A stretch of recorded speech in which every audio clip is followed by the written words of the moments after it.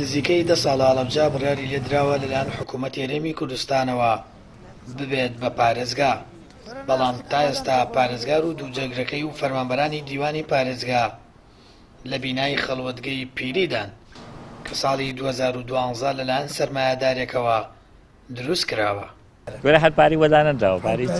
لەگەڵ جێگری پارێزگار قسە دەکەم و پێی دەڵێم کەی دەچنە بینا تازەکەی پارێزگا و تاکەی لەو خەڵوەتگەی پیرێ دەمێننەوە.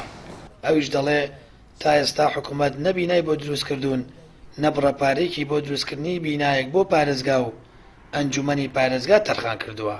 بودجە تەرخان نەکرا دوای داواکردن چەند جارێک داواکردن لە ئێستاشا هەر ساڵێک کە بودجە تەرخان نەکرێت بە پێی ڕیزبەندی پرۆژەک وەستاوەکان زیاتر تەرخان نەکرێ و بۆ ئەو پرۆژانشی کە نوێن زیاتر ئەبێ احتیمام بدرێ بە جادە لەگەڵ ئاوەڕۆ و کارەبا و خزمەت گوزاریە سەرەکیەکان لە ڕاستیە ئێمە ژمارەیەکی زۆر بینامان ڕاوەساوە لەبەرەوە بە پێی ڕیزبەندیش کە بودجە تەرخانەکرێ ئەولەوێت و ڕیزبەندی ئەدرێ بە خزمەت گوزاریە گشتیەکان نەخێر تا ئێستا دیار نییە تا ئەو کاتەی کە بینایەک دروست بکرێ بە پارێزگای هەڵەبجە یاخود بەدیلێکی ئەم بینایە هەبێت لێرە ئەمێنرێت.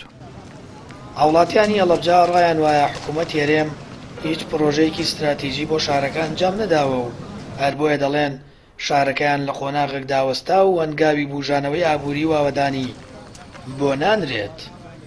تایست تەماشاکەیت ئەوان لە پارێزگا ینی ئەوە لە خانەی بە سەڵات چوان چۆنە بێشتیوە ئەبێ بینایەکی تایبەت بە خۆیان بکرێتەوە وایەوان نییە چۆنە بێ خانەی بە سەڵات چوان بکرێ بە پارێزگا یا پارێزگا بچێتە ئەوە چۆن شتیوابی هەرگیز شتیوان نابێت.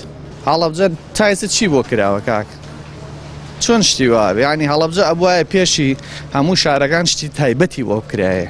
بەڕاستی ئەم شارە شارێکی منکوب شارێکە کە پێویستی بە هاوکاری هەیە ینی ئێمە هەر کەس هاوکاری ئەم شارە بکات دەستخۆشی لێکین بەڵام هیچ هیوایەکم نییە کە ئەم هەڵەبجە چاکرێت چونکە هەڵەبجە کرا بە پارێزگا نەکرای بە پارێزگا باشتر بوو حەقی سێسایەقیشیان خوارد حەقی هەڵەبجەشیان خوارد هەمنا هەڵەبجەیان کرد بە پارێزگا حەقی سێسایەقیشیانە بەڕاستی هەڵەبجەیان گەڕاندۆ بۆ خوارینەوەکانیش. بەشێک لە وڵاتیان دەڵێن هەڵەبجە و شارەیە تەنیا بەناو کراوە بە پارێزگا و ئاوەڕی پێویستی لێ نادرێتەوە. تەنانەت تا ئێستا حکوومەت بینایەکی گونجاوی بۆ دیوانی پارێزگا و ئەنجومەنی پارێزگا کە پەرلەمانی کوردستان بە بڕیار پەسەندی کردووە دروست نەکراوە. سامان فەتاح کەناڵی ئاسمانی پەیام هەڵەبجە.